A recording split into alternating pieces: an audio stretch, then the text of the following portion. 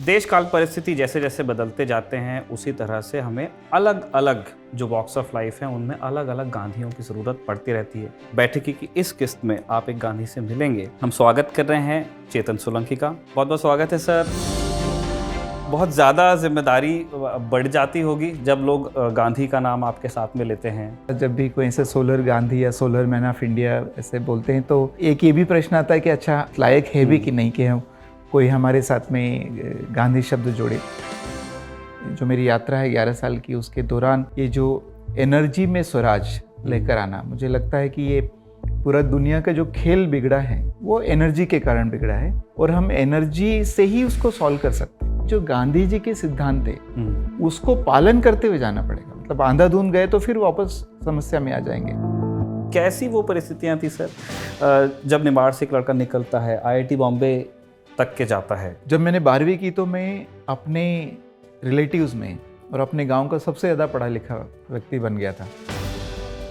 आज के आधुनिक मनुष्य का कितना भटक गया रास्ते से, इस बात से पता चलता है कि उसको होश ही नहीं है कि हमारे जीवन के अस्तित्व का केंद्र ही सोलर ऊर्जा है। सोलर के बिना हम जी नहीं सकते, कोई भी लिविंग क्रीचर जी नहीं सकता। दो बड़े हिस्से हैं कि इतना सारा जो वेस्ट जनरेट होगा if you switch to solar. लोग मुझे सोलर गांधी, सोलर मैन बोलते हैं। मेरा काम है सोलर एनर्जी को प्रमोट करना, परंतु लोगों को हमेशा बोलता हूँ सोलर एनर्जी का उपयोग करने का पहला नियम है सोलर एनर्जी का उपयोग मत करो। पाषाण युग इसलिए नहीं खत्म हो गया क्योंकि दुनिया से पत्थर खत्म हो गए। तो जो अभी का युग है ऑयल और ये इसलिए नहीं खत्म होगा क्योंकि दुनिया से ऑयल खत्म हो जाएगा, क्रूड ऑयल, बल्कि इसलिए क्योंकि इसकी समस्याएं बहुत गंभीर है। हमारे यहाँ पूरे टाइम धूप होती है, लोग गर्मी से परेशान है, तो हम सोलर का इस्तेमाल कर सकते थे। लेकिन हमको ये बड़ी दिक्कत आई कि हमारे पास ऐसे प्लांट्स नहीं थे जहाँ पे हम अफोर्डेबल दाम में सोलर टेक्नोलॉजी को लोगों को दे सकें। उस समय 1 वाट सोलर पैनल की कीमत करीब 750 रुपये, आज वो 20-25 रुपये पर वाट में मिलता है। हमने कहा प्रकाश का अधिकार मिलना चाहिए।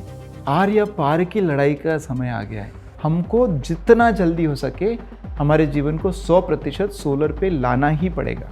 मेरे घर पे फ्रिज नहीं है, गीज़र नहीं है, AC नहीं है। मैंने अपने कपड़ों पे प्रेस करना बंद कर दिया है। इसलिए नहीं क्योंकि मैं गरीब आदमी, मैं IIT का प्रोफेसर हूँ, अफोर्ड कर सकता हूँ। ये जो पीढ़ी है, हम सब जो जी रहे हैं, ये पहली पीढ़ी है जो क्लाइमेट चेंज को अनुभव करेगी, फील करेगी, और ये आखिरी पीढ़ी है जो उसको ठीक करने के लिए कुछ कर सकती है। क्यों? क्योंकि एक बार इरिवर्सिबल हो गया तो कुछ नहीं कर सकती। ये लक्ष्मण रेखा है क्लाइमेट की, आप एक बार कूद गए तो वापस नहीं आ सकते। 2 डिग्री के बाद में पूरा अपवर्तनीय हो जाएगा। उसके बाद पूरे दुनिया के सारे लोग साधु संत बन जाए और डिसाइड करें कि आज के बाद सिर्फ लंगोट पहन के जिएंगे, कुछ नहीं करेंगे, फिर भी क्लाइमेट को रिवर्स नहीं कर पाएंगे। 1.5 डिग्री सेंटीग्रेड ग्लोबल वार्मिंग होने में कितना समय बाकी? पता है कितना समय बाकी? आप अंदाज लगा सकते हैं? 500 साल, 100 साल, 50 साल, मतलब 40 साल, 30 साल, 20 साल, 10 साल, 100 साल, 125 साल तक, 6 साल और 60 दिन मात्र।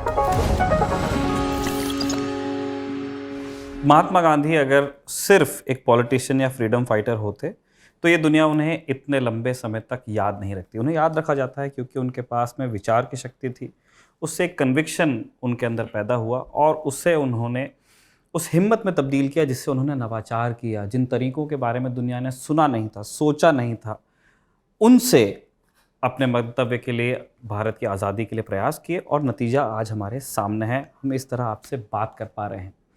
देश काल परिस्थिति जैसे जैसे बदलते जाते हैं उसी तरह से हमें अलग अलग जो वॉक्स ऑफ लाइफ हैं उनमें अलग अलग गांधियों की ज़रूरत पड़ती रहती है।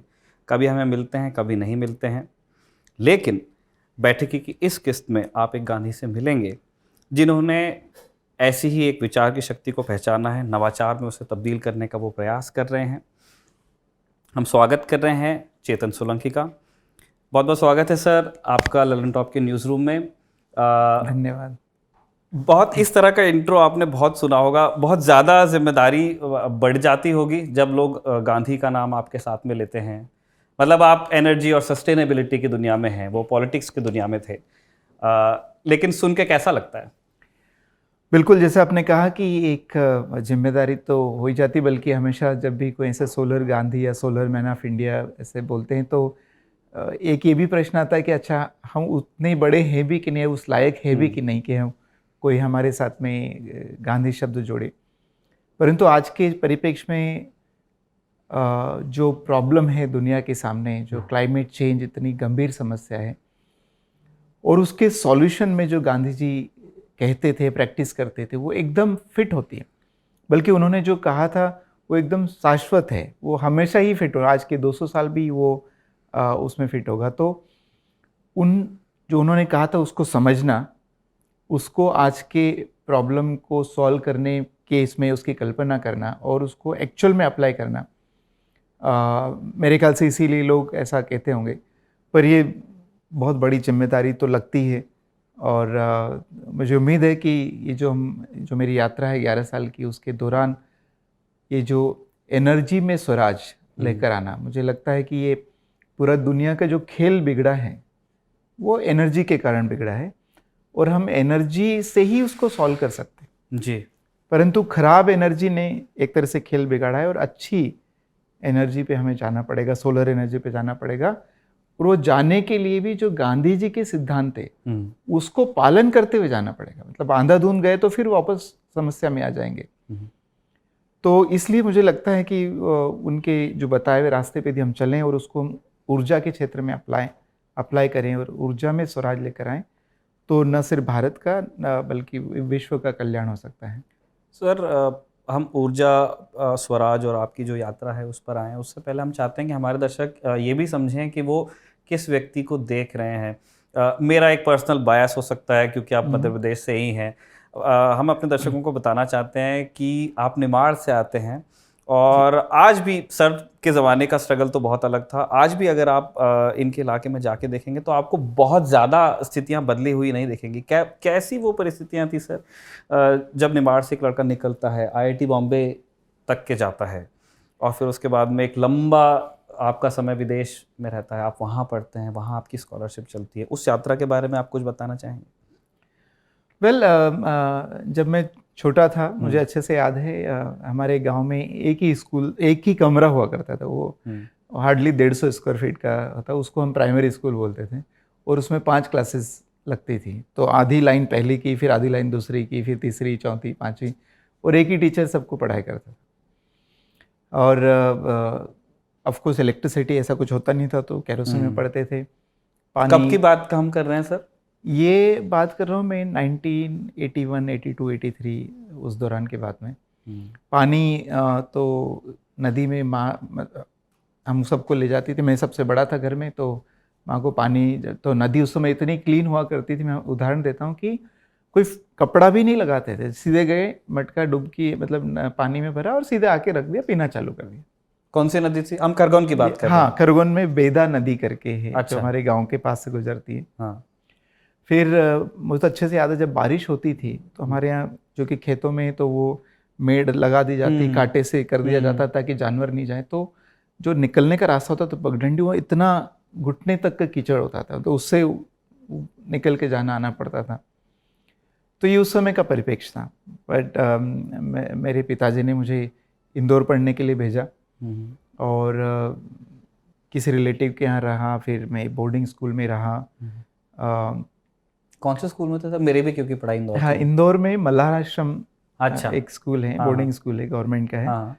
और एक्चुअली तो मैंने 12th में टॉप किया था, मुझे 64% मार्क्स आए थे। बट गवर्नमेंट स्कूल था, उतना एडवांस भी नहीं था। तो जब मैं 12वीं ख़त्म करके घर पे गया तो फादर ने पूछा कि पीईटी कब है, मतलब प्री इंजीनियरिंग टेस्ट हुआ करती थी। तो मैंने, ये पीईटी क्या होता है? मैं और उस समय का टॉपर था मैं। पर फिर मुझे बाद में एहसास हुआ कि अच्छा नहीं, इंजीनियरिंग आगे होती है, उसके लिए एंट्रेंस एग्ज़ाम होती है। तो उस समय तो जो एडमिशन मुझे एक साइंस कॉलेज में मिल गया बीएससी के लिए। पर 1 साल में समझ में आ गया कि यदि साइंस में पढ़ाई की तो बहुत ज़्यादा आगे जा नहीं सकते। मैंने फादर को बोला कि मुझे ड्रॉप लेना है, 1 साल इंजीनियरिंग की एंट्रेंस की तैयारी करना है। एक किसान के लिए, मेरे पिताजी किसान हैं, और मुझे इंदौर पढ़ाना अपने आप में बहुत खर्चे वाला होता था। ऊपर से 1 साल का ड्रॉप लेना, जहाँ पे पास भी होंगे, नहीं भी हो सकते हैं, तो 1 साल के खर्चे का क्या होगा? तो उन्होंने मना किया, पर मुझे लगा कि नहीं, इससे अच्छा तो मैं घर पे आके खेती कर लूँ। तो किसी तरह पे मान गए। तो फिर इंजीनियरिंग की तैयारी की, और बहुत अच्छे मार्क्स आए, तो मैं टॉप 100 में आ गया। टॉप 100 में आने की वजह से एक अच्छा इंजीनियरिंग कॉलेज में एडमिशन मिल गया, GSITS में, जो इंदौर में है।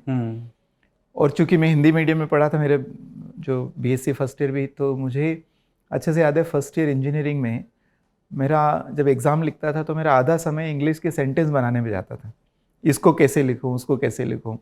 तो वो 6 महीने काफ़ी स्ट्रगल रहा, पर 1 आध साल होते होते फिर वो फ्लुएंसी आ गई। जब मैंने 12वीं की तो मैं अपने रिलेटिव्स में और अपने गांव का सबसे ज़्यादा पढ़ा लिखा व्यक्ति बन गया था, तो वो भी एक बहुत बड़ी बात थी। पर तो मैं जब इंदौर आया तो मुझे हमेशा लगता था कि जब मैं पढ़ के यहाँ तक आ सकता हूँ, इंजीनियरिंग में जा सकता हूँ, तो गांव वाले क्यों नहीं जा सकते। सिर्फ एक अपॉर्चुनिटी की बात है।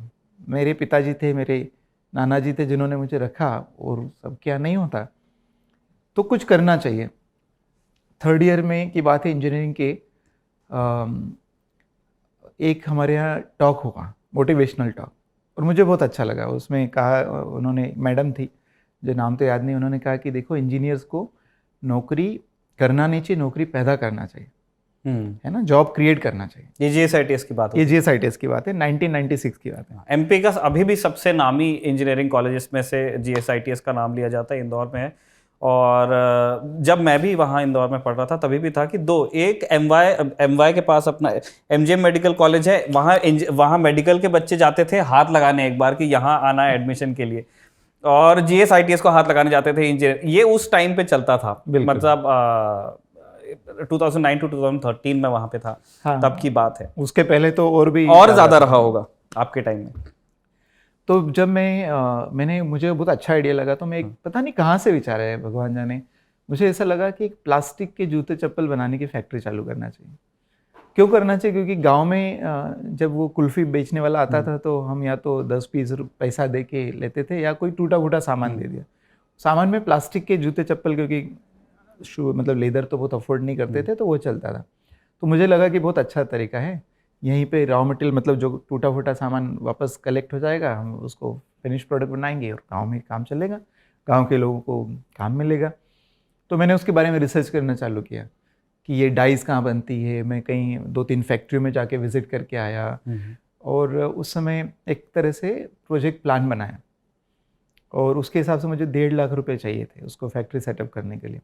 1.5 लाख रुपए, 1996 की बात करो, बहुत बड़ी, वो भी किसान के लिए। मतलब उस समय तक हमारे घर में साइकिल भी नहीं हुआ करती थी।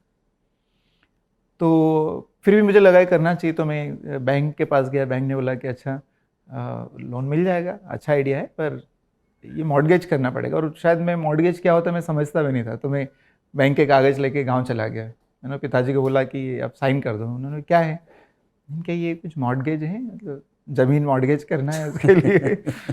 क्यों? तो ये फैक्ट्री डालना है। ऐसे मैं, तुमसे नहीं होगा, मतलब इतने कम उम्र में 1.5 लाख रुपए नहीं होता। तो फादर ने बहुत समझाने की कोशिश की कि नहीं होगा। मैं भी पीछे पड़ा रहा, नहीं करना है करना है। अच्छा, मैं 3rd ईयर में ही था, मतलब फाइनल ईयर पूरा नहीं हुआ था। तो पिताजी को लगा कि ये तो मान नहीं रहा, तो उन्होंने डंडा लिया और जो पिटाई की है, मतलब वो जो सच में पिक्चरों में दिखाता है ना, निशान पड़ जाता है, वैसी वाली पिटाई थी। तुरंत मेरा सब भूत उतर गया। वो जो फैक्ट्री का अपना सामान बांधा और इंदौर वापस इंदौर। मुझे याद है पूरे, मैं जब वहाँ मेरे गांव से निकल के इंदौर गया, बहुत लंबा करना पड़ता था, पूरे रास्ते में रो रहा था। मतलब वो जो कंडक्टर था उसको समझ ही नहीं आ रहा था इसको क्या हो गया, बार बार भैया क्या हो गया, मैं क्या बोलोगे क्या हुआ है। तो वो हो गया। फिर इंजीनियरिंग हो गई, इंजीनियरिंग खत्म होकर नौकरी भी मिल गई। पिताजी तो चाहते थे कि नौकरी करो क्योंकि कमाई करना चाहिए, पर हमारे जो टीचर थे उन्होंने कहा कि नहीं, अभी मास्टर डिग्री करना चाहिए, क्योंकि सिर्फ अकेले इंजीनियरिंग से काम नहीं चलेगा। फिर वो एक तरह से पिताजी की बात नहीं मानी और मास्टर डिग्री की तैयारी की, और अच्छा गेट में अच्छे स्कोर आ गए। कई सारे IITs में और IISc बेंगलोर में एडमिशन भी मिल गया था। मैंने IIT बॉम्बे चूज़ किया। कारण सर, लोग क्योंकि IISc बैंगलोर वालों को सुन के लगेगा कि यार सबसे प्रेस्टिजियस कॉलेज हमारा है, लेकिन हमारा छोड़ के IIT बॉम्बे। हाँ, मतलब जो मुझे ब्रांच मिली थी उसके बारे में उस समय ऐसा कहा जाता था कि जिसने इस ब्रांच में यहाँ से MTech कर लिया उसको दहेज का पैकेज इतना मिलता है। कौन सा? वो डिज़ाइन एंड टेक्नोलॉजी से, डिज़ाइन के ऊपर थी, IIT बॉम्बे में, IISc बेंगलोर। अच्छा, तो वो छोड़ा आपने? वो मैंने छोड़ दिया। क्यों? और मुझे IIT बॉम्बे में माइक्रो इलेक्ट्रॉनिक्स मिला था। वो भी पूरे देश में 15 ही सीट थी पूरे देश में, और मतलब इंडिया के टॉप इंस्टीट्यूट का टॉप ब्रांच था। Micro electronics big thing. पर वो जो मन में भावना थी कि कुछ करना चाहिए, तो मैं और भी दूसरे मतलब एनजीओज में इन्वॉल्व होने लगा। एक क्राई करके संस्था चाइल्ड रिलीफ में, उसमें काम किया। जी। एक मेरे फ्रेंड थे, उन्होंने कहा चलो अपन अन्ना हजारे जी से मिलने चलते हैं। तो हम अन्ना हजारे से मिलने गए एमटेक के दौरान में। उस समय मेरा ये भी था कि मैं शादी नहीं करूँगा और समाज सेवा का ही काम करना है। और तो हम गए अन्ना जी से मिलने। अन्ना जी उस समय थे नहीं, तो रात रुकना पड़ा। सुबह सुबह अन्ना जी और ऐसे चेयर पे बैठे थे, हम 2 लोग नीचे बैठे थे। काफ़ी चर्चा, उन्होंने बताया कि सेवा का काम ऐसे करना चाहिए, वैसे नहीं करना चाहिए। बहुत अच्छी बात है, अभी भी मुझे कुछ बातें याद है। तो आखिरी में उठते उठते मैंने बोला, अन्ना जी जैसे आपने शादी नहीं की, मुझे भी शादी नहीं करना है। इसे अरे नहीं नहीं नहीं, ऐसा मत करना। मैंने कहा अरे आपने तो शादी नहीं की, मुझे बोल रहे शादी करना। ही सेड कि देखो, मैं जब लोगों को बोलता हूँ, गाँव वालों को, कि आप ऐसा करो, तो गाँव वाले मुझे बोलते हैं कि आप तो शादीशुदा नहीं हो, आपको थोड़ी घर परिवार की जिम्मेदारी हो। तो हमें तो जिम्मेदारी हम थोड़ी कर सकते हैं। तो उन्होंने कहा कि यदि परिवार की जिम्मेदारी निभाते हुए कुछ करोगे तो उसका समाज में ज़्यादा इम्पैक्ट होगा, उसको अडॉप्ट कर सकते हैं। तो फिर वहाँ शादी का भी प्लान किया। मैं बहुत अच्छी नौकरी मिल गई मुझे उस समय, आईआईटी बॉम्बे की सबसे ज़्यादा सैलरी वाली टेक्सास इंस्ट्रूमेंट्स करके एक मल्टीनेशनल जो चिप डिज़ाइन करती थी। तो चूँकि माइक्रो इलेक्ट्रॉनिक्स है तो चिप डिज़ाइन, एसिक डिज़ाइन इंजीनियर बन गया। पर मेरा मन नहीं लगता था, मुझे लगता था कि नहीं, कुछ करना चाहिए जो मेरे गांव के काम का। मेरे चिप डिज़ाइन करूं तो मेरे गांव वाले को कम मिलेगा फ़ायदा। तो एनजीओस में काम करने का प्रयास किया। एक डीए करके एनजीओ काफ़ी जाना माना था, डेवलपमेंटल अल्टरनेटिव्स, दिल्ली में ही था। मैं यहाँ पे इंटरव्यू देने भी आया था, मुझे इसलिए रिजेक्ट कर दिया गया क्योंकि मैं ओवर क्वालिफाइड था ना। आईआईटी बॉम्बे का माइक्रो इलेक्ट्रॉनिक्स का स्टूडेंट, यहाँ पे एनजीओ क्या करेगा। फिर मैं सोशल साइंस में सोचा पीएचडी करता हूँ, तो मैं टिस में गया, Tata institute of social science. कई सारे प्रोफेसर से मिला, फिर उन्होंने बोला कि नहीं, तुम्हारा बैकग्राउंड अलग है, तुम नहीं कर सकते। तो मैं कुछ नहीं हुआ तो मैं पीएचडी मतलब जॉब करने चला गया। और मेरे गाइड ने इस दौरान सजेस्ट किया कि आप पीएचडी कर सकते हो सोलर में, क्योंकि सोलर की सबको ज़रूरत है एनर्जी की, और गाँव में ज़्यादा फ़ायदा हो सकता है। मैंने अप्लाई करना चालू किया। फॉर्चुनेटली मुझे बेल्जियम में एक आईमेक करके जगह, inter university micro electronics centre, जो कि यूएस की यूनिवर्सिटी से भी बड़ा, उसका जो फैसिलिटीज़ है उतने हाई लेवल का फैसिलिटीज़ है, और विथ स्कॉलरशिप मिला। तो मैं अपना जॉब छोड़ के बेल्जियम गया पीएचडी करने। वहाँ गया तो डर हमेशा ये रहता था कि वापस जाऊँगा कि नहीं जाऊँगा, क्योंकि जो कंफर्टेबल हो जाता है आदमी। कंफर्टेबल हो जाता है, यूरोप पहुँच गया, अमेरिका पहुँच गया, फिर वहाँ तो सब इतने कंफर्टेबल लाइफ है। तो मैंने सोचा कि क्या करें, मतलब अटक न जाए। मतलब मेरे उद्देश्य तो सोलर एनर्जी पे जाने का ये था कि कैसे हम उसको समाज पे ले जाया जा सके। तो मैंने एक टाइमलाइन बना लिया कि 4-5 साल लगते हैं पीएचडी करने में, तो 5 साल बाद जब मैं इंडिया जाऊंगा तो एक डेट फिक्स कर लेते हैं। तो डेट फिक्स क्या करना चाहिए, तो या तो वो न्यू ईयर हो सकता है, 1 जनवरी हो सकता है, या फिर मैंने बर्थडे फिक्स किया मेरा 21 मई। और इत्तेफाक से ऐसा हुआ कि मेरी 20 मई को 2004 में पीएचडी ख़त्म हुई। और मतलब मई में पीएचडी ख़त्म हुई, 20 मई को मैंने फ़्लाइट पकड़ी और एग्जैक्टली 21 मई को मैं इंडिया आ गया। उस समय तक मेरा जॉब फिक्स हो गया था आईआईटी बॉम्बे में। और भी जॉब मिले थे, जापान में भी मिला था, दिल्ली में भी मिला था, पर मैंने आईआईटी बॉम्बे चूज़ किया क्योंकि वहाँ से मैं गाँव जाना आना आसान हो सकता है ना। सेंट्रल रेलवे पे आता है वो खंडवा करके, तो वहाँ से गाँव जाना आसान है। तो इस तरीके से फिर मैं आईआईटी बॉम्बे का प्रोफेसर बन गया। और वहाँ भी 4-5 साल में लगने लगा कि अरे मैं किसको पढ़ा रहा हूँ, मतलब जिनको पढ़ा रहा हूँ तो देश की क्रीम है, और उस सोसाइटी का क्या जिसको ज़रूरत है। तो सबसे पहले तो मैंने एक स्कूल चालू किया। कहाँ? मैं मध्य प्रदेश के खरगोन जिले में बिकन गाँव करके जगह, एजुकेशन पार्क के नाम से। और उसका आइडिया ये था कि गाँव में वो क्वालिटी एजुकेशन मिले जो शहर में नहीं मिलती, जो शहर में मिलती है, पर गाँव के बच्चे को मिले और अफोर्डेबल रेट में मिले। तो एक एजुकेशन पार्क करके स्कूल बनाया, और वो लोगों की मदद से बनाया पूरा कैंपस, और एक बंजर ज़मीन पे बनाया। उसकी खासियत यह है कि 2010 में जब उसकी कल्पना की तो ये डिसाइड किया कि यहाँ पर बिजली कनेक्शन नहीं लेंगे, क्योंकि उस समय थी भी नहीं, मतलब 2-4 घंटे के लिए आती थी, बाकी डीजल जनरेटर चलाओ।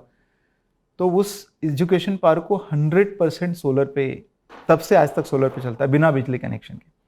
मेरे ख्याल से मध्य प्रदेश या भारत में एक यूनिक कैंपस होगा जो 13 साल से बिना बिजली कनेक्शन के 100% सोलर पावर से चलता है।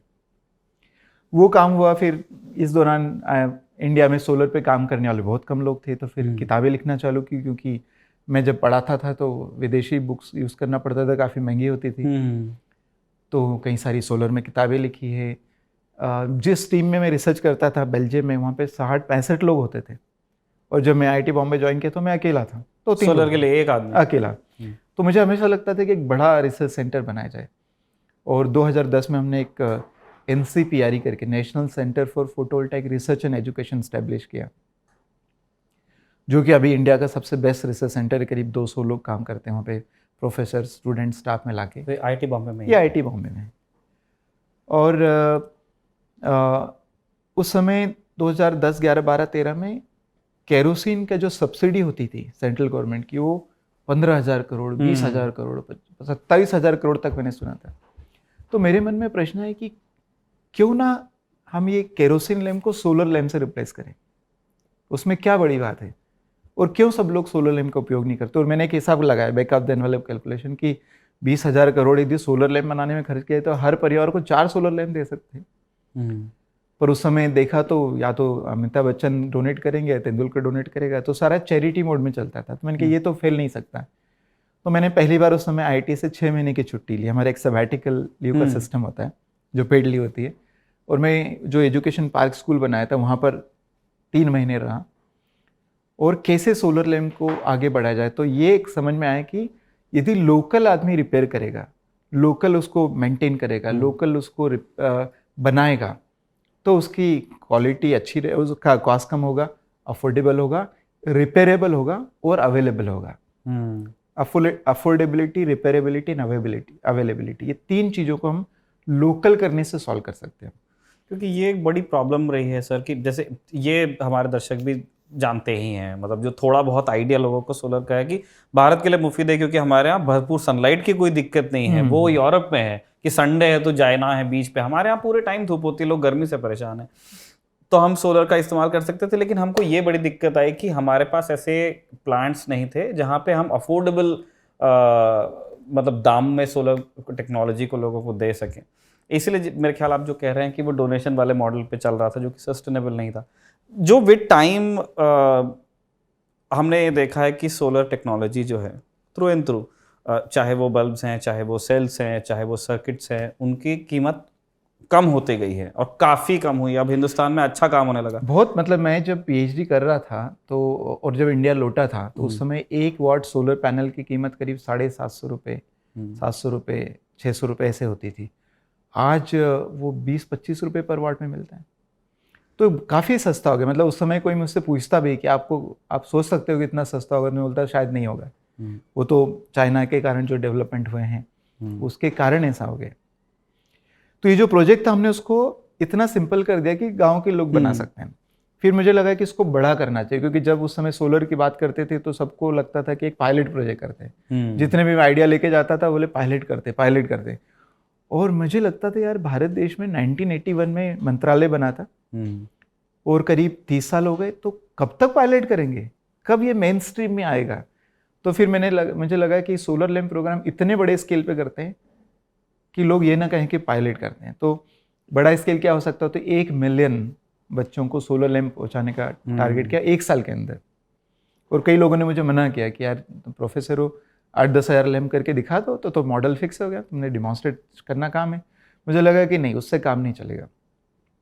तो हमने एक मॉडल बनाया प्रोजेक्ट का कि 1/3 जो सोलर लैम्प है वो बच्चा खुद पैसा दे, 1/3 गवर्नमेंट दे और 1/3 सोसाइटी दे, क्योंकि बच्चों को पढ़ाना भी सोसाइटी की जिम्मेदारी है।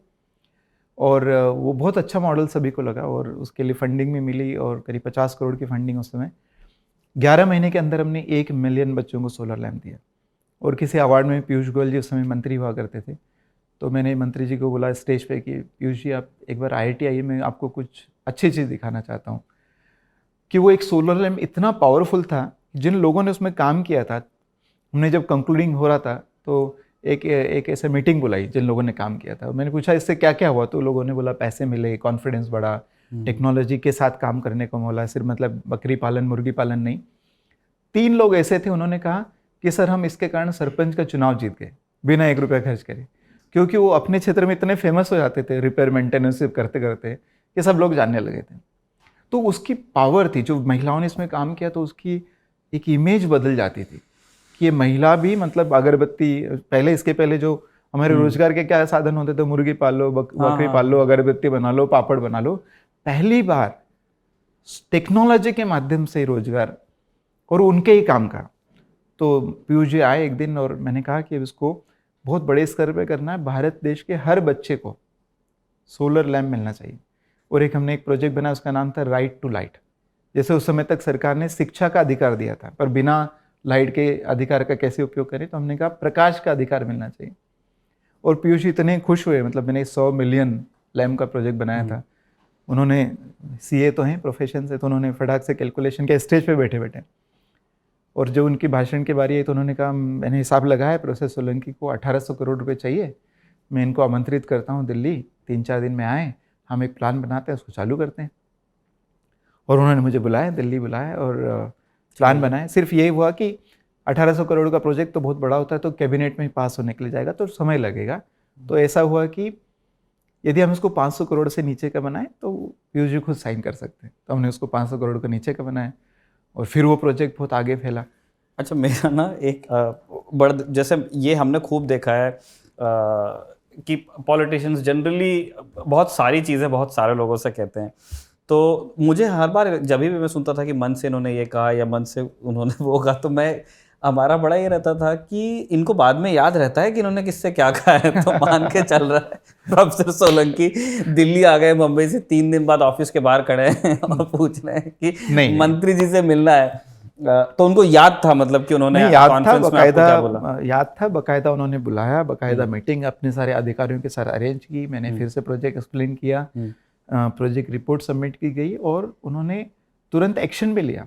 और मुझे बहुत डर था क्योंकि पीयूष गोयल जी उस समय 2014 में जब चुनाव जीत गए थे तो ये बात हो रही थी कि हर गांव में बिजली पहुंचाएंगे, और मेरा जो सोलर लैम्प था सिर्फ 1 वाट का था। तो कहाँ हर गांव में बिजली पहुंचाना और कहाँ 1 वाट का छोटा सा सोलर लैम्प, उल्टा हो रहा है मामला। तो मुझे लगा कि इनको तो डर था मुझे कि पसंद आएगा, पर सोलर ऊर्जा सिर्फ ऊर्जा की बात नहीं है। मैंने इनको ये डिमॉन्स्ट्रेशन किया कि ये कॉन्फिडेंस आप देखो महिलाओं का, इससे जो टेक्नोलॉजी के ऊपर कॉन्फिडेंस आता है, इससे जो लोकल क्षमता डेवलप होती है, जो लोकल इकोनॉमी में पैसा घूमता है, आत्मनिर्भरता आती है, और इतना कम लाइट इतना पावरफुल हो सकता है। तो ये सारी बातें भी हैं। और मेरे ख्याल से आज भी हमने इसको पूरी तरह से सोलर एनर्जी को जब बात करते तो सिर्फ इलेक्ट्रिसिटी के लिए बात करते, और मैं बोलता हूँ नहीं, सोलर एनर्जी सिर्फ इलेक्ट्रिसिटी का साधन नहीं है। सोलर एनर्जी से हम रोजगार की समस्या को हल कर सकते हैं। जो इतना विदेशी मुद्रा खर्च करते हैं एनर्जी से बाहर से लाने के लिए, 12 लाख करोड़ रुपए हम जो खर्च करते हैं, उसकी समस्या हल कर सकते हैं। ये जो कोयला पेट्रोल डीजल से हमारा ये चलता है, जिससे कार्बन एमिशन होता है, जिससे ग्लोबल वार्मिंग क्लाइमेट चेंज, उससे हम मुक्ति पास कर सकते हैं। तो मुझे लगता है कि सोलर एनर्जी बहुत बड़ा एक टूल और एक पावर हो सकता है इसको अपनाने का। तो ये जो प्रोजेक्ट मैंने फिर डिज़ाइन किया तो और बड़ा विस्तार से गया। हमने कम से कम 1000 महिलाओं को उसमें ट्रेनिंग दी, उन्होंने रोजगार मिला, हमने महिलाओं के सोलर की दुकानें खुलवाई, सोलर की फैक्ट्रियाँ खुलवाई। एक दिन प्रधानमंत्री जी को मैं माननीय मोदी जी को प्रेजेंट कर रहा था एक एग्जीबिशन में, तो उन्होंने कहा, मैंने कहा ये महिलाएं सोलर मॉड्यूल मैन्युफैक्चरिंग करती, तो उनको शायद सुना, उन्होंने क्या असेंबल करते? मैंने कहा नहीं। कब की बात है सर ये होगी 2016-17 की बात होगी। और कहाँ मतलब मुलाकात? दिल्ली में ही था। अच्छा, तो अच्छा, आप एग्जीबिशन में मैं उनको प्रेजेंट कर रहा थे और प्राइम मिनिस्टर आए? हाँ, तो मैंने कहा नहीं, असेंबल नहीं करती, मैन्युफैक्चर करती है। मतलब क्या, जो बड़ी फैक्ट्री में, जो टाटा बिरला की फैक्ट्री में जो मशीनें होती है, ये सारी मशीनें इनकी फैक्ट्री में भी है, छोटे रूप में है, लोकल है, स्मॉल है। तो वो हमारे 2-3 फैक्ट्रियाँ भी महिलाओं ने लगाई। तो ये बहुत पावरफुल प्रोजेक्ट बना। 2019 में मैं वर्ल्ड टूर पर गया, गांधी जी की 150वीं जयंती को सेलिब्रेट करने का जब मौका आया, तो मुझे लगा कि जो गांधी जी का सिद्धांत है नॉन वायलेंस के, तो यूनिवर्सल है, और सोलर एनर्जी को उपयोग करना एक तरह से एनवायरनमेंट के प्रति नॉन वायलेंस। तो मुझे लगा कि क्यों ना हर बच्चे को एक सोलर लैम्प बनाना सिखाया जाए और वातावरण के प्रति नॉन वायलेंस की शपथ दिलाई जाए गांधी जी की 150वीं जयंती पे। तो फिर मैंने दूसरी छुट्टी ली उस समय IIT से 6 महीने की। मैं विश्व यात्रा पर गया, मैंने गरीब देश देखे, अमीर देश देखे, डेवलपिंग कंट्रीज़ देखे, डेवलप कंट्रीज़ देखे, ईस्ट वेस्ट नॉर्थ साउथ। और वो काफ़ी हमारा जो 150वीं गांधी जयंती के दिन 9.25 लाख बच्चों को हमने ट्रेनिंग दी, जिसमें 54 कंट्रीज़ ने भाग लिया। तो ये सब हो, इसी दौरान हमें एक अवार्ड भी मिला, एक IEEE कंपटीशन हुई ग्लोबल लेवल पे, जिसमें मैंने एनर्जी इंडिपेंडेंस का आइडिया प्रेजेंट किया, कैसे बाय लोकल फॉर लोकल हो एनर्जी। तो वो नेशनल लेवल जीता, एशिया का लेवल जीता, ग्लोबल राउंड में हर महाद्वीप से 3 टीमें थी, वो 21 टीमों को भी हरा के हम ग्लोबल विनर बने और $1 लाख का अवार्ड मिला। उसी दौरान मैंने किताब लिखी एनर्जी स्वराज के ऊपर। सोलर में टेक्निकल किताबें तो लिखी थी, पर एनर्जी में स्वराज और आत्मनिर्भरता कैसे है उसके ऊपर एक किताब लिखी। जैसे सोलर, हम बार बार लैंप्स की बात कर रहे हैं, है ना, तो लोग भी सोलर पावर को इसी तरह से समझते हैं। उनको ऐसा लगता है कि हमको इसकी ज़रूरत नहीं है, क्योंकि स्पेशली जो अर्बन इलाकों में है, और अब तो आप MP में भी, जहाँ से आप भी आए हैं वहाँ से, वहाँ ये है कि गांव में भी ऑलमोस्ट 20-22 घंटे आ रही है, और तहसील में तो 24 घंटे है। अगर आप मिनिमम तहसील में रहते हैं तो वहाँ से 24 घंटे, और फिर आप मेट्रोज में तो आ ही रही है। तो उन्हें ऐसा लगता है कि ये जो सोलर लैम्प्स हैं ये उन लोगों के लिए हैं जहाँ पे अभी वो हो सकता है नॉर्थ ईस्ट में कहीं हैं, या छत्तीसगढ़ के कई जंगल हैं, MP में कुछ इलाके हैं जहाँ पे बिल्कुल फार फ्लंग एरिया है, अभी तक के पोल पहुँचा नहीं है। तो हम कुछ चंदा दे देते हैं उनके, वो एक अपने छतरी, वो एक प्लेट लगाएंगे और एक लैंप लगेगा, उसमें बच्चा पढ़ेगा, फिर वो फोटो चलेगी। ये understanding by and large solar lamps की ये है। लेकिन अभी हम बहुत दूसरी तरह से ऊर्जा कंज्यूम करते हैं गांव में भी। बिल्कुल। तो उनमें हम कैसे सोलर सॉल्यूशंस को इंटीग्रेट कर सकते हैं, और उसमें गांधी के विचार कहाँ आते हैं? वेल, तो आजकल मैं लोगों से एक प्रश्न करता हूँ कि आप सोलर एनर्जी का उपयोग करते हैं क्या? और दुर्भाग्य से 2-4-5% लोग हाथ खड़ा करते हैं। तो मैं उनसे पूछता हूँ कि अच्छा आप खाना खाते हो क्या? बोलते हैं हाँ। तो मैंने कहा खाना बिना सोलर एनर्जी के पैदा नहीं हो सकता। आप खाना खाते हो, इसका मतलब सोलर एनर्जी का उपयोग करते हो। आप श्वास लेते हो क्या? तो बिना सोलर एनर्जी के तो ऑक्सीजन पैदा नहीं हो सकती, तो श्वास लेते मतलब सोलर एनर्जी का उपयोग करते हैं। आप पानी पीते हो क्या? पानी का चक्र है, बिना सोलर के चल नहीं सकता।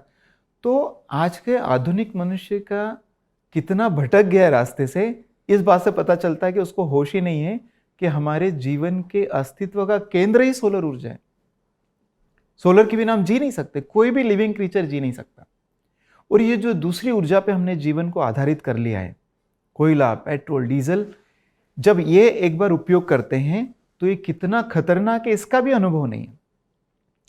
तो सऊदी अरेबिया के एक प्रिंस ने कहा था, 2000 में कहा था ना, जो कि पूरा उनका इकोनॉमी ऑयल पे चलते, उन्होंने कहा था stone age did not and because of the lake of stone.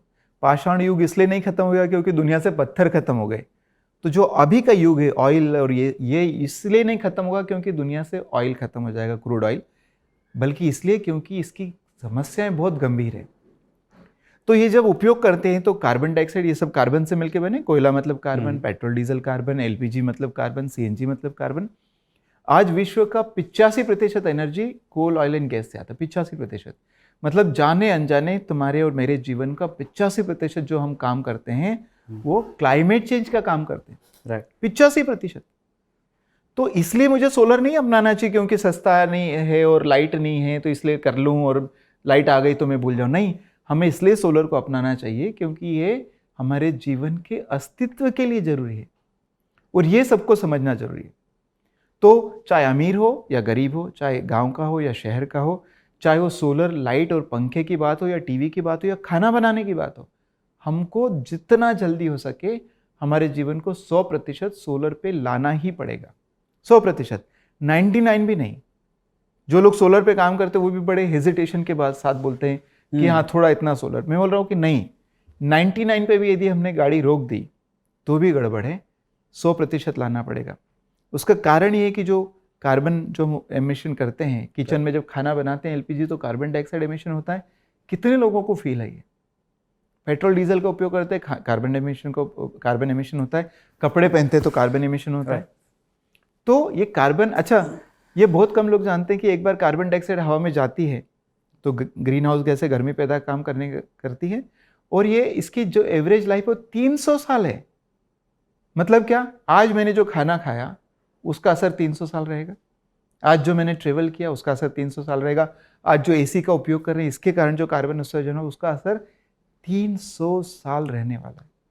कितनी खतरनाक बात है। और मैं लोगों को समझाता हूँ कितना बड़ा क्राइम है जो हम सब लोग करते हैं जाने अनजाने। सर हमारी जो बातचीत चल रही है वो उसमें लगातार एक ही थीम पर हमारा फोकस है, सस्टेनेबिलिटी और इन्वायरमेंट और किस तरह से जिम्मेदार हुआ जाए। हम देख रहे हैं कि जो सॉल्यूशंस भी हमने पिछले कुछ समय में इंसानों ने ही ऑफर किए हैं, अलग अलग तरह से साइंटिस्ट इंजीनियर सब आके उसमें मिले। उसमें दो हैं, एक सोलर पावर और विंड। दोनों में हमने देखा है कि एक जो सोलर सेल्स के साथ एक प्रॉब्लम आ रही है कि उसमें हमको जो रॉ मटेरियल्स हमको इस्तेमाल करने हैं वो हमारे पास में उतनी तादाद में नहीं है, या फिर उसके लिए बहुत बड़े पैमाने पे हमको माइनिंग की ज़रूरत पड़ रही है। सेम हमारे बैटरीज पे भी लागू है। जो विंडमिल्स हम बना रहे हैं उनके ब्लेड्स बार बार ख़राब हो रहे हैं, क्योंकि हमने पहले शायद इमेजिन नहीं किया था कि हम अगर फाइबर ग्लास से बनाएंगे तो क्या होगा। तो इस तरह की कुछ कुछ चुनौतियाँ आ रही हैं। हम यहाँ पे सोलर पे फोकस कर रहे हैं। जो ये दो बड़े हिस्से हैं कि इतना सारा जो वेस्ट जनरेट होगा, if you switch to solar, हमारे पास बहुत सारी बैटरीज आएंगी जो कुछ ख़राब हो जाएंगी, बहुत सारे हमारे सेल्स होंगे जो बाद में ख़राब हो जाएंगे, हमको उनको डंप ही करना है या रीप्रोसेस करना है। इस यहाँ पे हम कैसे सस्टेनेबिलिटी देखते हैं? नहीं, अच्छा प्रश्न है। और इस प्रश्न का पहले मैं जवाब देने में एक और प्रश्न करूँगा जहाँ की हम सब फेल हो जाते हैं। ये तो बहुत अच्छी बात है, मैं कई बार इसके ये सोलर का वेस्ट जो जनरेट होगा उसका रिसाइकलिंग क्या होगा, इसका क्या होगा। क्या हम लोग सोचते हैं कि जितना फ्रिज हम यूज़ करते हैं उसका क्या होगा, जितने सीमेंट कंक्रीट बना के बिल्डिंगें बनाई उसका क्या होगा, जो कोयले के पावर प्लांट चलते हैं उसका क्या होगा, और जितनी रोड कंक्रीट इसका क्या होगा। मतलब ये तो हम इसको मान के चलते हैं। ये प्रश्न एकदम सही है, पर ये प्रश्न हर उस चीज के लिए उपयोग होना चाहिए जो हम हमारे जीवन में उपयोग करते हैं। इतने बिल्डिंगों के साथ सीमेंट कंक्रीट का क्या होगा, उसकी कितनी लाइफ होती है, ये सब भी सोचेंगे तब जाके ये प्रश्न उचित होता है। वरना मुझे लगता है ये प्रश्न अनुचित है, क्योंकि ये ठीक ही नहीं भाई। आप इतना तो सीमेंट कंक्रीट रोज उपयोग कर रहे हो, इधर बोलते सोलर का क्या होगा, है ना। पर फिर भी मैं उसको जवाब देता हूं कि सोलर का उपयोग या किसी भी टेक्नोलॉजी का उपयोग यदि हमने सोच समझ के नहीं किया, अंधाधुंध किया, तो हमेशा पछताएंगे। और ये आधुनिक मनुष्य की निशानी है। हम हमेशा एक काम करते हैं, एक समस्या को हल करते हैं और दूसरी नहीं खड़ी करते हैं। और मैं ये भी बोलता हूँ लोगों को मजाक में, अभी तो हम आधुनिक हो गए। पहले करते थे एक समस्या को हल करके दूसरी खड़ी करते, अब एडवांस हो गए तो हम एक समस्या हल करके चार चार नहीं खड़ी करते। सो कोई भी टेक्नोलॉजी का सोच समझ के उपयोग होना चाहिए। सोलर सेल जो टेक्नोलॉजी, उसका जो रॉ मटेरियल सिलिकॉन, उसकी कमी नहीं दुनिया में, क्योंकि वो दुनिया में पृथ्वी पे सेकंड लार्जेस्ट मटेरियल है, तो उसकी कोई कमी नहीं। उसको प्रोसेस करना बहुत मेहनत का काम है। मैंने सोलर टेक्नोलॉजी में पीएचडी की है, तो बहुत एनर्जी लगती है। 1800 डिग्री 2000 डिग्री सेंटीग्रेड पे 2-3 बार उसको मेल्ट करना पड़ता है, बहुत एनर्जी लगती है। तो सोलर टेक्नोलॉजी कोल इलेक्ट्रिसिटी की तुलना में बहुत अच्छी है, विंड टेक्नोलॉजी कोल की तुलना में बहुत अच्छी है, कोई डाउट नहीं है। परंतु इसके भी साइड इफेक्ट कम है, जीरो नहीं है। क्योंकि मैं एक बार आपको प्रोसेस बताता हूं, ताकि जो लोग सोलर पे जाना ही पड़ेगा, पर सोलर पे सोच समझ के जाना पड़ेगा। मैं उसके बाद फिर से आऊँगा। पर सोलर पैनल बनाने के लिए हमें सिलिकॉन माइन करना पड़ता है, उसको प्योरीफाई करके सिलिकॉन क्रिस्टल बनाना पड़ता है, फिर उससे सिलिकॉन वेफर बनता है, फिर उससे सोलर सेल बनता है, फिर सोलर सेल से मॉड्यूल बनता है। मॉड्यूल बनाने के लिए ग्लास चाहिए, फिर उसको एल्यूमिनियम की फ्रेम चाहिए, फिर उसको खड़ा करने के लिए लोहे का स्ट्रक्चर चाहिए, फिर पावर निकालने के लिए केबल चाहिए कॉपर की, फिर उसको प्रोसेस करने के लिए इन्वर्टर चाहिए, स्टोर करने के लिए बैटरी चाहिए। ये सब की लाइफ है। At the end of life आपको रिसाइकिल करना है, फिर केमिकल, फिर एनर्जी। तो ये सब का साइड इफेक्ट है, कम है, जीरो नहीं है। इसलिए मैं प्रोफेसर हूँ सोलर एनर्जी का, मैं मध्य प्रदेश गवर्नमेंट का ब्रांड एम्बेसडर हूँ सोलर एनर्जी का। लोग मुझे सोलर गांधी, सोलर मैन बोलते हैं। मेरा काम है सोलर एनर्जी को प्रमोट करना। परंतु लोगों को हमेशा बोलता हूँ, सोलर एनर्जी को उपयोग करने का पहला नियम है, सोलर एनर्जी का उपयोग मत करो। पहला नियम है avoid. Prevention is better than cure, हमने सुना है ना। तो सोलर एनर्जी का उपयोग करना क्योर है समस्या का, पर एनर्जी का उपयोग ही नहीं करना प्रिवेंशन है, जो कि क्योर से 100 गुना 1000 गुना अच्छा है। मतलब जितने हम ऊर्जा खपा रहे हैं उसमें कमी लाने का हमको प्रयास करना चाहिए, सबसे पहला काम। और वो 1000 गुना ज्यादा पावरफुल है। सोलर से आप कर लोगे तो उधार नहीं हो जाएगा, उसके भी साइड इफेक्ट है। तो सब लोग, इतने सारे लोग, 8 बिलियन लोग सोलर पे जीवन जी रहे हैं, और इस तरह से और ज्यादा सोलर पैनल, और ज्यादा बैटरी, और ज्यादा इलेक्ट्रिक व्हीकल, और ज्यादा हाइड्रोजन इकोनॉमी, तो कुछ तो होगा ना। कोई साइड इफेक्ट तो होगा। साइड इफेक्ट तो होगा, जीरो नहीं होगा। इसलिए सबसे पहला काम क्या करो, अवॉइड करो एनर्जी का उपयोग। और मेरे घर पे मेरे घर पे फ्रिज नहीं है, गीजर नहीं है, एसी नहीं है, मैंने अपने कपड़ों पे प्रेस करना बंद कर दिया है। इसलिए नहीं क्योंकि मैं गरीब आदमी, मैं आईटी का प्रोफेसर हूँ, अफोर्ड कर सकता हूँ। और ऐसा भी नहीं कि ये सब घर में बंद कर दिया तो मैं बहुत दुखी हो गया हूँ कि हे भगवान कैसे रहूँ, है ना। और मैं हमेशा मजाक में ये भी बोलता हूँ कि मेरी शादी में 20 साल हो गए, मुझे वाइफ ने अभी तक छोड़ा भी नहीं है, तलाक भी नहीं दिया है। तो कहने का मतलब है कि यदि लोग भी इस तरह का जीवन जिए कि कम जरूरतों में करें। और गांधी जी ने इसको देखो कितने बढ़िया रूप में कहा था। गांधी जी ने कहा था दुनिया में सबकी जरूरत के लिए पर्याप्त है, किसी की लालच के लिए तो बराबर। कब कहा था गांधी जी ने? 100 साल पहले। तब क्या क्लाइमेट चेंज था? नहीं। तब क्या नदियां खराब थी? नहीं। कुछ भी प्रॉब्लम नहीं था। फिर गांधी जी का क्या दिमाग खराब हो गया था कि भाई जरूरत पूरी हो सकती, लालच नहीं? इसलिए कहा था क्योंकि वही जीवन का शाश्वत सत्य है। हमारी धरती का साइज फिक्स है, धरती के सारे संसाधन फिक्स हैं। आप जनसंख्या को डबल कर लो, ट्रिपल कर लो, क्या धरती को बड़ा कर सकते हैं? नहीं। क्या धरती पे पानी बढ़ा सकते हैं? नहीं। क्या धरती पे मिट्टी बढ़ा सकते हैं? नहीं। क्या धरती पे मिनरल्स को बढ़ा सकते हैं? नहीं। कुछ नहीं कर सकते, सब फिक्स है। हम हवा में लटके हुए हैं, बहुत सारे लोगों को होश नहीं है, धरती पे रहते और धरती खुद ही हवा में लटके, तो हम सब लोग हवा में लटके हुए एक तरह से। तो कितनी बढ़िया बात कही थी गांधी जी ने उस समय कि सब कुछ फिक्स है, जरूरतें फिक्स होना चाहिए। इसीलिए मैं कहता हूं कि एनर्जी, जो कि सबसे खतरनाक गेम जो हम खेलते हैं दुनिया में, वो एनर्जी का गेम है। जो सबसे बड़ी मिस्टेक करते हैं हम दुनिया में, वो एनर्जी का उपयोग है। और इसका एक ही तरीका है कि पहले आप उसको अवॉइड करना सीखो, बुद्धि लगाओ ना। मतलब हमेशा मैं चैलेंज देता हूं कि अभी तक हमने जीवन में सीखा चीजों को कैसे करना चाहिए, क्या आज से हम ये सीख सकते हैं कि जीवन में चीजों को कैसे नहीं करना चाहिए? क्या हम ऐसी बिल्डिंग बनाए जिसमें बिना एयर कंडीशनिंग की कूल रहे? पहले होता था। क्या हम ऐसी व्यवस्था बनाए कि ज्यादा ट्रेवल न करना पड़े? क्या हम ऐसे करें कि ज्यादा मैन्युफैक्चरिंग न करना पड़े? उसमें बुद्धि लगाने की, उसमें इंटेलिजेंस लगाने की जरूरत है। मतलब बेसिकली कि हर तरह का कंजम्पशन हमको एड्रेस करने की आवश्यकता है। हर तरह का मतलब हर तरह का। पानी कम उपयोग करो, स्पेस का कम उपयोग करो, क्योंकि आप बड़े बड़े बेडरूम बना लोगे, पैसे कमा लिए, बड़ा बेडरूम बना लिया, बड़े बेडरूम को बड़ा सीमेंट लगा, बड़ा कंक्रीट लगा, वहां तक भी ठीक है, एक ही बार का है। परंतु आप उसको एसी में ठंडा करोगे तो एसी क्या करेगा? आपकी छत को ठंडा करता है, दीवालों को ठंडा करता है, फर्नीचर को ठंडा करता है, आखिरी में जाके छोटा सा शरीर ठंडा करता है। मैं लोगों को बोलता हूँ कितना बदतमीज यूज है एसी का। एक छोटे से शरीर को ठंडा करने के लिए इतनी बड़ी स्पेस ठंडा करोगे, कितनी बदतमीजी है। हम करते हैं, सब करते हैं। तो जरूरत किसकी कम करना है? हर वो चीज की जो हम कंज्यूम करते हैं, पानी, कपड़े, स्पेस, इलेक्ट्रॉनिक अप्लायंसेस, मशीन्स, और जो सबसे खतरनाक चीज जो हम यूज करते हैं वो है एनर्जी, जो कि 85% कोल ऑयल एंड गैस से आता है। एनर्जी की जरूरत कम करो। और एनर्जी मतलब सब मटेरियल। मैंने कहा ना, आप जब ब्रश करते हैं तो एनर्जी का उपयोग करते हैं। ब्रश करने के लिए टूथपेस्ट को मैन्युफैक्चर करो, उसको बढ़िया सुंदर सा पैकेज बनाओ। नॉर्मल ट्यूब तो लेते नहीं है। फिर आपका टूथपेस्ट भगवान जाने कहाँ बनाए, 500 किलोमीटर दूर बनाए आपके घर से, क्या 1000 किलोमीटर दूर ट्रांसपोर्ट करो। फिर उसको दुकानदार रखता है तो लाइट पंखे चलाता है। आजकल तो हम इतने बिगड़ गए कि टूथपेस्ट को भी एसी में रखा जाता है मॉल्स में, कितने बिगड़ गए। फिर टूथब्रश चाहिए आपको ब्रश करने के लिए, तो उसको मैन्युफैक्चर करो, पैकेज करो, ट्रांसपोर्ट करो, रखो। फिर आपको पानी चाहिए, पानी के लिए पाइप बनाओ, लोहा। फिर आपको मशीन, मोटर बनाओ। फिर ओवरहेड टैंक बनाओ, सीमेंट, कंक्रीट। फिर ब्रश करने के लिए वॉश बेसिन बनाओ, फिर मिरर बनाओ, फिर बल्ब लगाओ, फिर उससे बिजली। एक छोटा सा काम करने में इतना सारा तामझाम करते हैं। हर इस तामझाम से कार्बन उत्सर्जन हुआ है, क्लाइमेट चेंज होता है। तो जब तक हम कम नहीं करेंगे, दुनिया की कोई ताकत, मैं तो खुद साइंटिस्ट हूं, प्रोफेसर हूं, मैं गारंटी के साथ कर सकता हूं, दुनिया की कोई ताकत मनुष्य जीवन को धरती पे खत्म होने से नहीं बचा सकती। हमें अपनी जरूरतों को सीमित करना ही पड़ेगा। विज्ञान इस नियम का उल्लंघन करने में मदद नहीं कर सकता।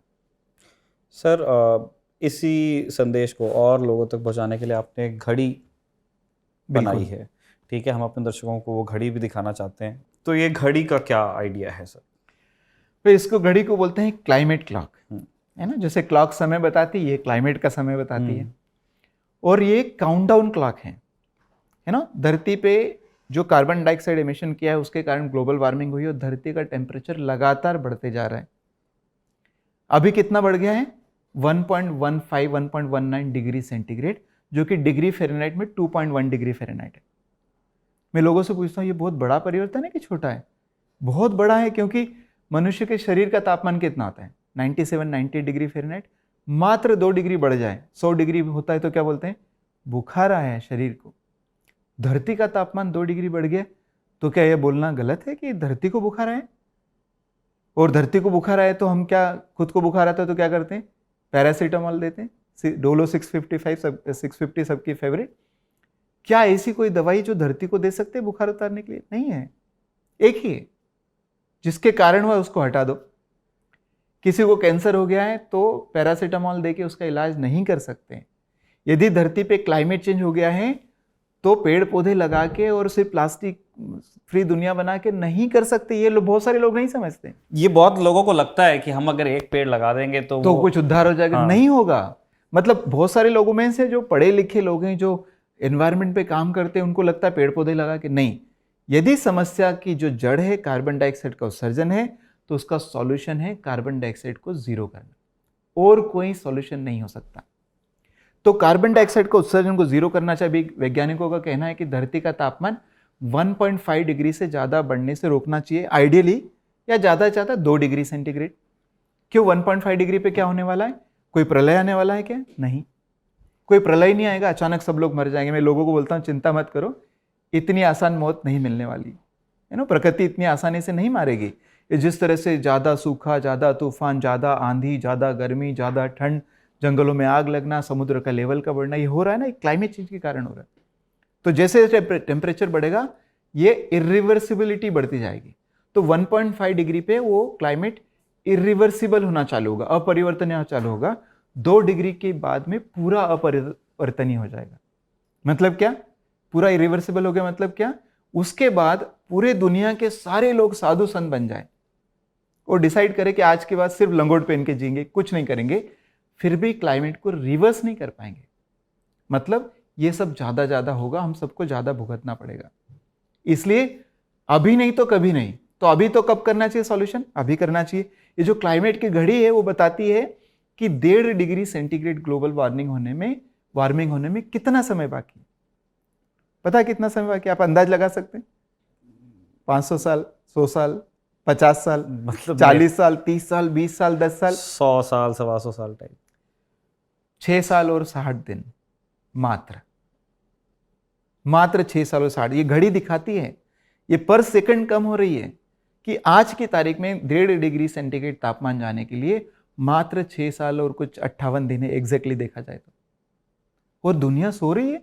मैं जब यात्रा करता हूं तो मुझे लगता है कि बाप रे, कितनी गहरी नींद में हम सब सो रहे हैं। सब लोग, 99% लोग, policy makers, politicians, professionals, parents, professors, सब सो रहे हैं। यदि हमारे जीवन की घड़ी सामने लगी हो कि भाई आपको 30 साल में मर जाओगे तो क्या करेंगे? कुछ करेंगे ना, सारी चीजें हमने कुछ करेंगे। हाँ। ऐसे थोड़ी बैठे रहेंगे हाथ पे। जो क्लाइमेट की घड़ी ये बता रही कि 6 साल और 60 दिन ही बचे, तो कुछ कर नहीं रहे। 2 डिग्री जाने के लिए मात्र 22, 23, 25 साल बचे। तो ये आर या पार की लड़ाई का समय आ गया है, अभी नहीं तो कभी नहीं। और आप गूगल सर्च करेंगे, बराक ओबामा ने बहुत अच्छे से इसको कहा है। उन्होंने कहा ये जो पीढ़ी है, हम सब जो जी रहे हैं, ये पहली पीढ़ी है जो क्लाइमेट चेंज को अनुभव करेगी, फील करेगी। और ये आखिरी पीढ़ी है जो उसको ठीक करने के लिए कुछ कर सकती है। आखिरी पीढ़ी। क्यों? क्योंकि एक बार इरिवर्सिबल हो गया तो कुछ नहीं कर सकती। ये लक्ष्मण रेखा है क्लाइमेट की। आप एक बार कूद गए तो वापस नहीं आ सकते। तो सर एक चीज़, और जैसे आपने बताया कि लोगों को अपने जीवन में क्या तब्दीली करनी चाहिए, उसको लेके तो आपने एक संदेश ललन टॉप के माध्यम से भी दे दिया। हमें जानना चाहते हैं कि क्लाइमेट को लेकर के जिस तरह से गवर्नमेंट्स के बीच में खींचतान चल रही है, हम आप पेरिस में वही बातचीत का बात कर रहे थे, उसको लेकर भी बहुत बैक एंड फोर्थ है। जो ग्लोबल वेस्ट है उनका एक अपनी लड़ाई लड़ रहे हैं। उनका ऐसा कहना है कि अब हर किसी को कट ऑफ करने चाहिए। हिंदुस्तान का और बाकी जहां डेवलपिंग नेशंस हैं, उनका कहना है कि नहीं, कुछ कार्बन उत्सर्जन हमारी मजबूरी है, हमें विकास के लिए कार्बन उत्सर्जन की ज़रूरत है और हमने आपसे कम पोल्यूट किया है। इसीलिए क्लाइमेट जस्टिस ये कहता है कि आप पे कीजिए जो सुधार होने चाहिए और हमें कुछ कार्बन उत्सर्जन करना ही है। अभी हम नंबर 3 पे चल रहे हैं। तो सरकार इस समस्या को जिस तरह से डील कर रही है उस पर मैं आपकी एक टिप्पणी चाहता हूं। और एक बात इस पे भी, आपने बताया कि 1980 में डिपार्टमेंट आ गया था सोलर का, तब से लेकर अब तक की चीज़ें कितनी बदली हैं, कितनी बेहतर हुई हैं, और कौन से वो स्टिकिंग पॉइंट्स हैं जिन पर सरकार का ध्यान अभी तक के गया नहीं है?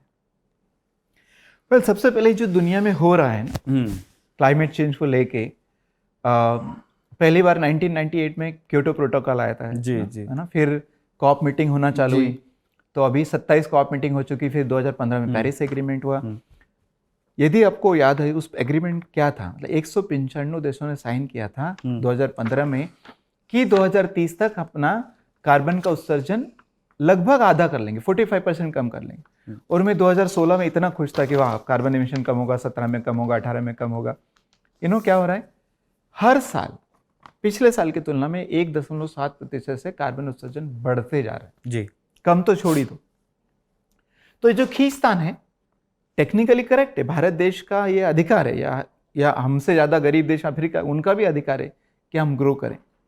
तो उन्होंने ज़्यादा किया तो हम करें। परंतु आज जिस स्थिति में क्लाइमेट चेंज पहुंच चुका है ना, जो इरिवर्सिबिलिटी के इतने करीब आ गए, 1.5 डिग्री और 2 डिग्री इतने करीब आ गए, मुझे लगता है कि आर्ग्यूमेंट टेक्निकली करेक्ट है।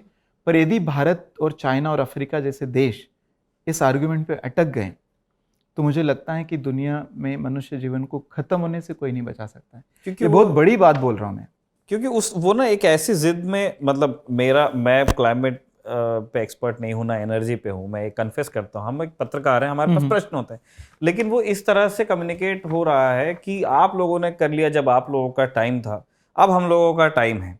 तो वो आम जो ठेठ भाषा है वो उसकी लगभग इसी तरह की इंट्रिकेसीज बिल्कुल उसमें है, मैं उससे डिनाई नहीं कर रहा हूँ।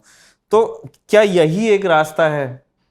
मेरे ख्याल से जैसे मैंने कहा टेक्निकली करेक्ट है, पर वैसे ठीक नहीं रास्ता है। मैं यदि डिसीजन मेकर हूँ, मैं यदि प्रधानमंत्री जी मुझसे पूछे तो मैं ये कहूँगा कि ये बात आपकी सही है, पर क्या हम इस चैलेंज को अपॉर्चुनिटी में कन्वर्ट करें? क्या हम सोलर एनर्जी को रीथिंक और रीडिजाइन करें ताकि मैंने कहा ना, सोलर एनर्जी सिर्फ एनर्जी नहीं है, सोलर एनर्जी आज के समाज की जितनी गड़बड़ है उसको ठीक करने का तरीका है।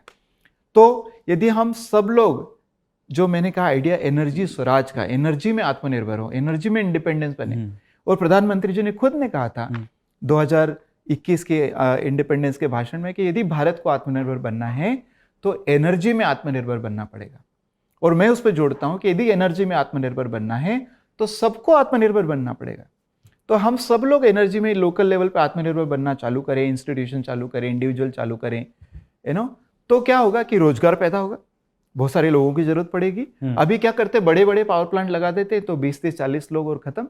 पर यदि डिस्ट्रीब्यूटेड जनरेशन करेंगे तो बहुत सारे लोगों की जरूरत पड़ेगी। हम लोकल पैसा लोकल इकोनॉमी में घूमेगा तो लोकल अर्थव्यवस्था ठीक होगी, लोकल मैन्युफैक्चरिंग हो सकता है। इतनी बड़ी ग्रिड पे भी आपको निर्भर रहने की आवश्यकता नहीं होगी। अच्छा, बाहर से जो इतना एनर्जी इंपोर्ट करते हैं उसको कम हो जाएगा तो फॉरेन एक्सचेंज बचेगा, कार्बन से स्विच होकर सोलर पे जाएंगे तो कार्बन इमिशन बचेगा, क्लाइमेट चेंज भी बचेगा। जैसे मैंने अपने प्रोजेक्ट में कहा कि विमेन एम्पावरमेंट कर सकते हैं।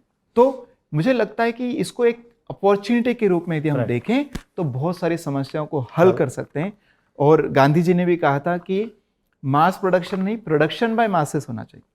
स्टिकिंग पॉइंट्स क्या लगते हैं सर आपको, कि मतलब अभी सरकार कौन सी वो चीज़ें हैं जिनको प्रोसेस नहीं कर पा रही है, जिस वजह से जो इनएविटेबल आज लग रहा है कि धरती का तापमान बढ़ ही मुझे ऐसा लगता है कि सरकार बिजनेस एज यूजुअल तरीके से इसको डील कर रही है, जो स्टैंडर्ड तरीका है, जो स्टैंडर्ड इकोनॉमिक ग्रोथ तरीका है। क्या होता है कि generate more, produce more, consume more, है ना, वही एक तरीका है। और जनरेट मोर, प्रोड्यूस मोर का मतलब है कि मोर एनर्जी और मोर क्लाइमेट चेंज। तो ये तो समस्या हल नहीं करेगा जैसे हम देख रहे हैं। तो जो पॉलिसी भी हमारी सोलर की होती है कि हमारे बड़े टारगेट हैं, प्रधानमंत्री जी ने कहा है कि हमें 2030 तक 450 गीगावाट का सोलर करना, बहुत बढ़िया है जी। परंतु उसका जो करने का तरीका है वो मेरे ख्याल से बदलना पड़ेगा। तो ये मैंने एक फॉर्मूला बनाया है जी, AMG फॉर्मूला बोलता हूँ उसको, अवॉइड, मिनिमाइज, जनरेट। 1/3 जरूरतों को अवॉइड करना चाहिए, 1/3 जरूरतों को मिनिमाइज करना चाहिए एफिशिएंट एनर्जी का उपयोग करके, और सिर्फ 1/3 ही जनरेट करना चाहिए, वो भी लोकल करना चाहिए। AMG, avoid 1/3, minimize 1/3, only generate 1/3। Solar का भी सिर्फ 1/3 करेंगे तब जाके हम आत्मनिर्भर बनेंगे। तो AMG पालन नहीं करेंगे तो हमको बोलना पड़ेगा OMG, ओ माई गॉड सोलर बहुत महंगा है, ओ माई गॉड छत पे जगह नहीं है, ओ माई गॉड पॉलिसी नहीं, सब्सिडी नहीं है। तो ये तरीके से यदि जाएंगे तो मुझे लगता है कि हम कई सारी समस्याओं को हल कर सकते हैं।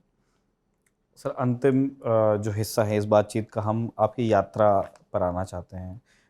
आपका मैसेज क्लियर है, अबंडेंटली क्लियर है, जो आपने बता दिया कि आप ये सारी चीज़ें चाहते हैं।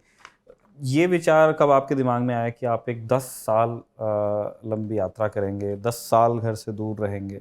उसका मोटिवेशन क्या था? और जब आप लोगों से मिलते हैं, अलग-अलग जगह जाते हैं, तो कैसे अनुभव होता है?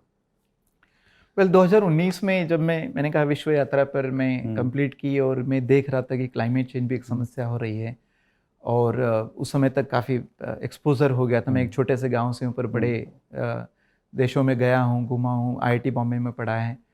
तो मुझे और गांधी जी को मैं बहुत फॉलो करता हूँ। उस समय तक मैं स्पिरिचुअल लाइफ में भी थोड़ा चला गया था। मैं आर्ट ऑफ लिविंग का टीचर भी हूँ, मैं योग और प्राणायाम भी सिखाता हूँ। तो एक तरह से एक पूरे धरती को या जगत को एक अलग पर्सपेक्टिव में देख सकता हूँ। तो एक विचार आया मन में जब यात्रा खत्म हुई और वो जो $100,000 का अवार्ड भी मिला कि मैं इसमें क्या कर सकता हूँ। और ये भी क्लियर हो गया कि बिजनेस एज यूजुअल तरीके से इसको हल नहीं कर सकते। और आज गांधी जी होते तो क्या करते? तो तुरंत एक आंसर मिला कि गांधी जी होते तो जरूर वो पदयात्रा करते, जैसे दांडी मार्च किया था, कोई अनशन करते।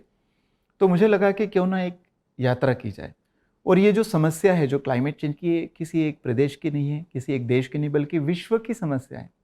तो 1-2 साल की यात्रा में काम नहीं चलेगा, तो लंबी होना चाहिए। तो कितनी लंबी हो सकती? तो एक 10 साल लंबा समय होता है। और ये 2020 में मैंने चालू की और 2030 में सस्टेनेबल डेवलपमेंट गोल का टारगेट भी है। तो एक 11 साल की यात्रा हो गई। फिर ये भी मुझे लगा कि चूंकि इतनी बड़ी समस्या है कि इसको पार्ट और पार्सल में नहीं कर सकते कि होली दिवाली घर चले गए, सैटरडे संडे घर चले गए। क्योंकि एक दर्शक ने पूछा भी है और उन्होंने अपना नाम नहीं बताया, लेकिन वो पूछ रहे हैं घर से दूर रहने की इच्छा शक्ति कहाँ से आती है। तो मे बी वो यही जानना चाह रहे हैं कि आप, क्योंकि उनको भी ये पता होगा कि आप शायद घर नहीं लौट रहे हैं बीच में। तो मतलब उसका यही है कि ये पार्ट और पार्सल में, मतलब मेरा ऐसा है कि यदि किसी काम को करें तो शिद्दत के साथ करें जी, 100% करें, 99 नहीं हो सकता। तो यदि मैं यात्रा करना चाहता हूं तो मैं उस यात्रा का इम्पैक्ट देखना चाहता हूं मेरे जीवन काल में। और इम्पैक्ट सिर्फ यही हो सकता है कि क्लाइमेट चेंज स्लो हो जाए। तो उसमें पूरा एनर्जी हर समय सोचना पड़ेगा, 24 घंटे उसमें आपको तल्लीन रहना पड़ेगा। तो वो घर जाए बार बार डिस्टर्बेंस होगा। इसलिए और ऐसा भी हम कहते हैं कि जितना बड़ा हवन होता है उतना बड़ा आप उसमें आहुति देना पड़ती है। तो यदि दुनिया को बदलने का हवन है तो उतनी बड़ी आहुति देने की जरूरत है। इसलिए मैंने डिसाइड किया कि मैं 11 साल घर नहीं जाऊंगा। और 11 साल फिर कैसे रहा जाएगा? तो मैं एक बस में रहता हूँ। मैंने बस बनाई जिसमें सोना, खाना, पीना सारे उसमें सुविधा है और सोलर पैनल है, उससे सारे मेरा काम चलता है। मैं जब जाता हूँ तो कई सारे लोग प्रश्न करते हैं कि कैसे ठीक करेंगे, क्या होगा, आपको यात्रा का मोटिवेशन कहाँ से मिला? तो मैं लोगों को ये बोलता हूँ कि जब आपके पीछे टाइगर खड़ा हो तो भागने के लिए मोटिवेशन नहीं चाहिए। जब क्लाइमेट चेंज इतनी गंभीर समस्या हो गया हो जो जीवन के अस्तित्व पे ही प्रश्न उठा रहा है, मनुष्य जीवन बचेगा कि नहीं बचेगा उस पर ही प्रश्न उठा रहा है, तो फिर और किसी मोटिवेशन की जरूरत नहीं है। मेरे ख्याल से हर वो व्यक्ति जो क्लाइमेट चेंज की गंभीरता को समझ जाएगा, मैंने कहा ना अभी 99% लोग सो रहे हैं, हर वो व्यक्ति जो क्लाइमेट चेंज की गंभीरता को समझ जाएगा वो मेरे जैसे वो भी 11 साल की यात्रा पर निकल जाएगा। जब आप और हम समझ जाएंगे इसकी गंभीरता को तो हर व्यक्ति इसमें भाग लेना पड़ेगा। और मुझे लगता है कि आज जो स्थिति है वो किसी भी सरकार के बस की बात नहीं है अकेले इसको सॉल्व करना, चाहे वो अमेरिका की सरकार हो, जर्मनी की हो, भारत की हो। इतनी गंभीर समस्या है कि हर व्यक्ति को इसमें हल करने में मदद करना पड़ेगी। अच्छा, हर व्यक्ति क्लाइमेट चेंज तो करता है क्योंकि हम एनर्जी का उपयोग करते हैं, तो हर व्यक्ति को उसको करना पड़ेगा। एक तरह से एनर्जी में स्वराज एक जन आंदोलन बनाना पड़ेगा। हम सबको लगे कि मुझे इसलिए नहीं करना है क्योंकि समाज के लिए करना है, देश के लिए, कम से कम खुद का शरीर ठीक रहे, मैं खुद स्वच्छ श्वास ले सकूं, मैं खुद स्वच्छ खाना खा सकूं, इसलिए करना है। इसलिए करना है क्योंकि मेरे बच्चों के प्रति मेरी जिम्मेदारी है। मैं बच्चों को जीने लायक धरती छोड़ के जाऊं। मैं लोगों को यही बोलता हूं, पेरेंट्स को, कि आपकी धन संपत्ति बच्चों के कुछ काम नहीं आने वाली। जिस तरह से क्लाइमेट चेंज हो रहा है, तुम्हारा इंश्योरेंस कुछ काम नहीं आने वाला है। और जितनी आपदाएं आती है धरती पे हम देख ही रहे हैं, अचानक क्या हो जाता है। तो यदि कुछ करना है बच्चों के लिए तो हमारे बच्चे होशियार हैं, समझदार हैं, हमसे अच्छा जीवन जी सकते हैं। उनको सिर्फ जीने लायक छोड़ दो। और जीने के लिए 3 चीजें चाहिए, शुद्ध हवा छोड़ दो, शुद्ध पानी छोड़ दो और शुद्ध मिट्टी छोड़ दो। इतना उपकार अपने बच्चों पे कर सकते हो तो कर लो। यही मैं अल्टीमेटली मैसेज देना चाहता हूँ। और इस सबकी समस्या की जड़ एनर्जी है, सबका सॉल्यूशन भी एनर्जी है। मैंने एक किताब लिखी थी, उसमें गीता के श्लोक को कोट किया था कि गीता का जो सबसे फेमस श्लोक है कि यदा यदा ही धर्मस्य ग्लानिर्भवति भारत अभ्युत्थानम धर्मस्य तदात्मानं सृजाम्यहम् परित्राणाय साधूनां विनाशाय च दुष्कृतां धर्म संस्थापनार्थाय संभवामि योगे योगे। तो जब अधर्म बढ़ता है तो भगवान को धरती पे सज्जनों को बचाने के लिए, दुष्टों का नाश करने के लिए, धर्म की स्थापना के लिए आना पड़ता है। और ये आज जो दुनिया का 85% energy coal oil and gas से चलता है, ये किसी अधर्म से कम नहीं है। ये मुझे हमेशा लगता है कि एक काली ऊर्जा का साया हो गया ना, और देखने में भी काली, कोयला काला होता है, क्रूड ऑयल भी काला होता है, तो एक तरह से दुनिया पर काली ऊर्जा का साया आ गया है, अधर्म बढ़ गया है। तो धर्म की स्थापना करना पड़ेगी। तो धर्म क्या? जो राइटियसनेस है, जो सच है, जो शाश्वत है, जो क्लीन है, जो सोलर ऊर्जा है, वो धर्म है। तो हमें एक तरह से आधुनिक मनुष्य रास्ता भटक गया है धरती पर, और हमने अपने जीवन को 85% कोल ऑयल एंड गैस पे कर लिया है। हमको वापस हमारे जीवन के केंद्र पर आना पड़ेगा, हमारे अस्तित्व के केंद्र पे आना पड़ेगा, सोलर ऊर्जा पे आना पड़ेगा। 99% नहीं, 100% आना पड़ेगा। और जो एनर्जी स्वराज का मॉडल है, अवॉइड मिनिमाइजेशन, उसको पालन करते आना पड़ेगा। तब हम इस धरती पर एक ऐसे जीवन की कल्पना कर सकते हैं जो आपके लिए, मेरे लिए और मेरे आने वाले बच्चों के लिए सस्टेनेबल रहे, जीने लायक रहे।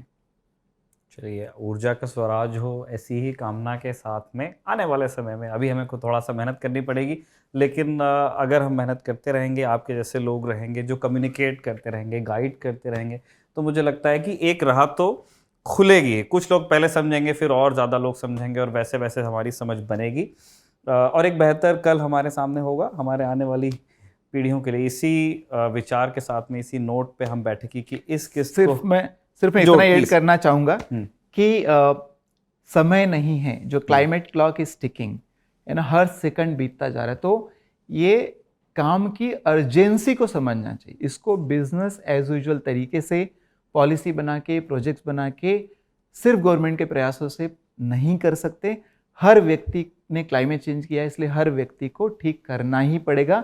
अर्जेंट है, अभी करना पड़ेगा, क्योंकि ये अभी नहीं तो कभी नहीं वाली स्थिति है। बिल्कुल। और इसी नोट पे हम बैठे कि इस किस्त को यहाँ पे कंक्लूड कर रहे हैं। चितन जी, आपका यहाँ आने के लिए, ललन टॉप के दर्शकों से बात करने के लिए बहुत बहुत शुक्रिया, और शुक्रिया हमारे दर्शकों का भी जिन्होंने बैठकी की इस किस्त को अपना वक्त दिया। देखते रहिए दी ललन टॉप। मेरी तरफ से भी आपको बहुत बहुत धन्यवाद कि इतने प्रेस्टिजियस शो में मुझे बुलाया, और उम्मीद है कि ये कई दर्शकों तक जाएगा और लोग उसको सुनेंगे और समझेंगे और एक्शन लेंगे। It is time for action for climate correction.